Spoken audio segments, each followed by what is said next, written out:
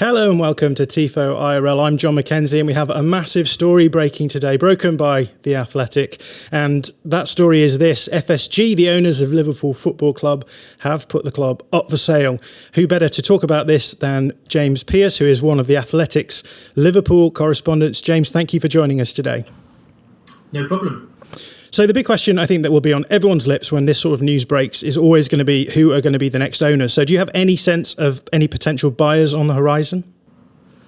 I think it's too soon to be talking about potential buyers at this stage. I think what we do know is there won't be a shortage of interest over the course of Fenway Sports Group's 12-year ownership in Liverpool. There's been numerous times when interested parties have contacted them, and there have been discussions. There's been interest from US consortiums, interest from the Middle East, from China as well. So I think what we know is that FSG are very much open to offers, and it remains to be seen whether that leads to a sale of a minority stake in the club or a complete sale. I think a lot of that depend on terms of what kind of figures are put on the table. But when you think about Liverpool Football Club, were bought for £300 million by FSG.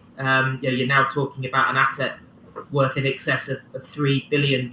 So that full presentation has been produced and has gone out to interested parties. And I think it's going to be intriguing to see what happens next. I mean, previously, FSG have had offers and they've decided not to proceed. Will this time around they get one that convinces them the time is right to move on?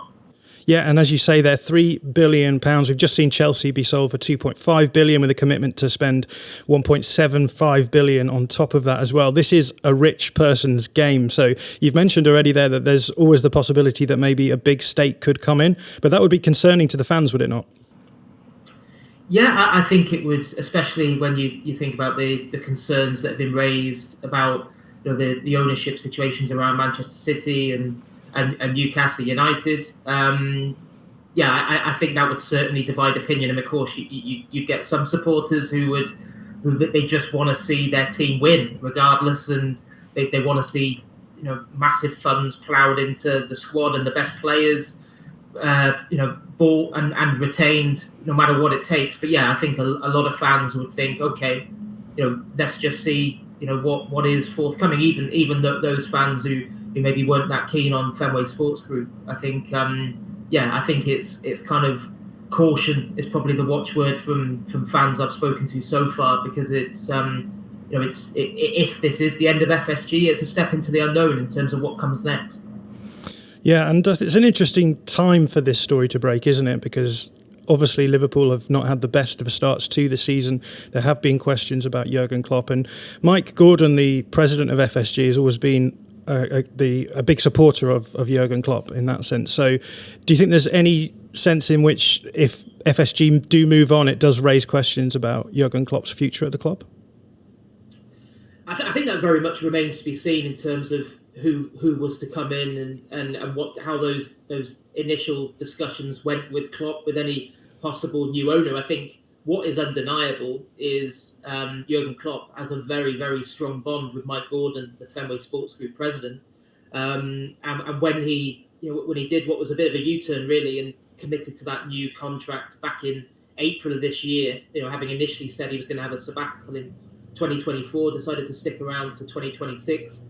He spoke then about how that friendship as well as a business understanding with Mike Gordon was absolutely key to his decision. That they were in it for the long haul. He was in it for the long haul, and he wanted that that to continue. So I think that has to be a concern if FSG do end up selling up, because that relationship has always been good between Klopp and the owners, no matter what supporters and the outside noise has been like along the way. Yes, and obviously FSG have been in control of the club for about 12 years now. It would be hard to look back on that time and not say that it's been a positive turn of events for the club. But with the benefit of hindsight, looking back on those 12 years, how would you describe FSG's role in football club in Liverpool's history?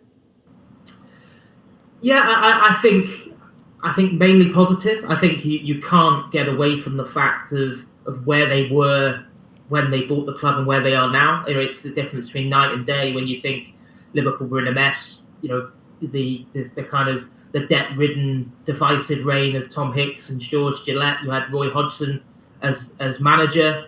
Liverpool were in mid-table, even getting back to the top four and becoming a Champions League club again. At that point, felt like a huge challenge. And so on that kind of front, you'd have to say FSG have delivered on their promise to. They from the day they came in, they said they weren't going to be sugar daddies. They weren't going to just throw money at it in the same way as, say, Abramovich had done at Chelsea or Sheikh Mansour at Man City. It was always, a self-sustaining business model that everything Liverpool could generate would be ploughed back in. And certainly, the revenue streams have gone through the roof in terms of, the way in which it's been transformed as a business. And that has helped Liverpool on the football side of things as well. So, when you talk about big achievements, you can't, I think at the top of the list, you'd have to say the appointment of Jurgen Klopp. That was a masterstroke. The same with Michael Edwards as sporting director. When you look at the team that they were then able to assemble, the stadium dilemma. When they walked in at Liverpool, the Anfield was desperately needed upgrading, and there's been a lot of talk about moving away from Anfield. How would you possibly redevelop the ground? They've done that. £110 million spent on a new main stand, £80 million project with the new Anfield Road, which is be completed next summer, lifting that capacity up to 61,000. They built a new training ground, £50 million investment, making that switch from Melwood to Kirkby. And of course, the trophies that have been won along the way. The Champions League triumph in Madrid in 2019. A year later, the end of the 30-year wait for the Premier League title. Last season's domestic cup double. So there's been a lot of highlights. I think where they've had their critics has been, of course, there's been some glaring mistakes along the way with planned ticket price hikes that they ended up doing a U-turn on, trying to trademark the word Liverpool. There's been a frustration at times that they haven't been prepared to put their hand in their own pocket more when the squadders need more strengthening just to help take it to that next level. And of course, there was John W. Henry's support for Project Big Picture, and then he was one of the driving forces behind the failed Super League plan. So yeah, it's been a mixed bag, but I think I think when you look back at where Liverpool were when they took over and where they are now, it's been some transformation, and that's why I think there won't be a shortage of offers, because we're talking about one of the most successful clubs in the history of European football with a vast global fan base, a modernised stadium, and then when you throw into the mix that history and tradition, I think there aren't too many people with £3 billion plus to spend, but those who do, I think, will want to be associated with a club like Liverpool.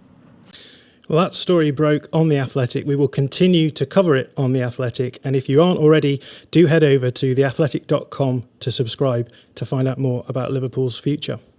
If you like this video, please consider subscribing to the channel.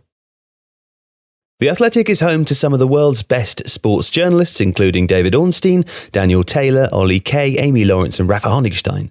There are journalists dedicated to each Premier League team, so every fan gets the coverage they deserve, not just the big clubs. And you can try it for free now for 30 days. See the link in the description.